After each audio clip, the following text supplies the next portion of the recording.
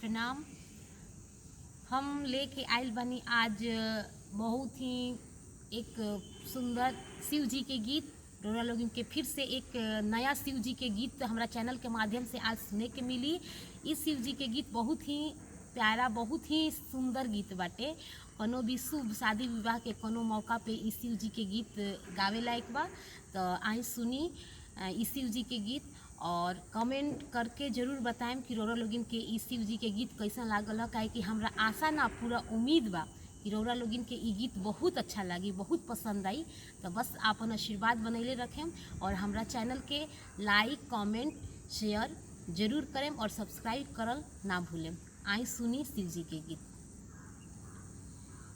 कितना दूर बावे राउर टोला, ए भोला हमसे चललो न जाला।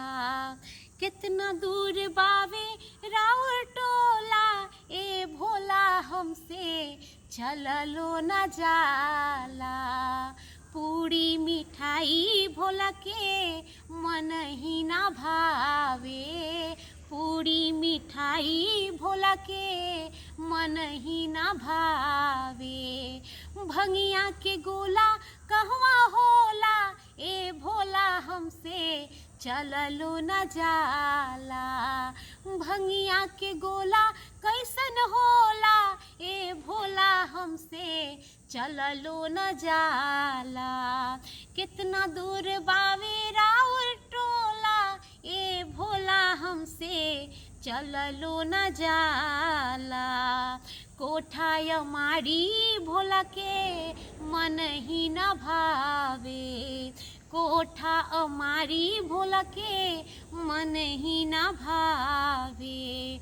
टूट ही मड़ैया कहवा होला, ए भोला हमसे चललो न जाला। टूट ही मड़ैया कैसन होला, ए भोला हमसे चललो न जाला। कितना दूर बावे राउर टोला, ए भोला हमसे चललो न जाला।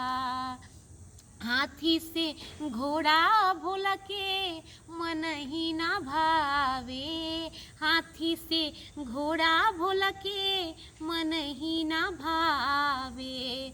बसहा बैलवा कहवा होला, ए भोला हमसे चललो न जाला। बसहा बैलवा कैसन होला, ए भोला हमसे चललो न जाला। कितना दूर बावे राउर टोला, ए भोला हमसे चललो न जाला। तो सके तकिया भोला के मन ही ना भावे, तो सके तकिया भोला के मन ही ना भावे। मिर्गा के छाला कहवा होला, ए भोला हमसे चललो न जाला। मिर्गा के छाला कैसन होला, ए भोला हमसे चललो न जाला। कितना दूर बावे राउर टोला, ए भोला हमसे चललो न जाला। कितना दूर बावे राउर टोला, ए भोला हमसे चललो न जाला।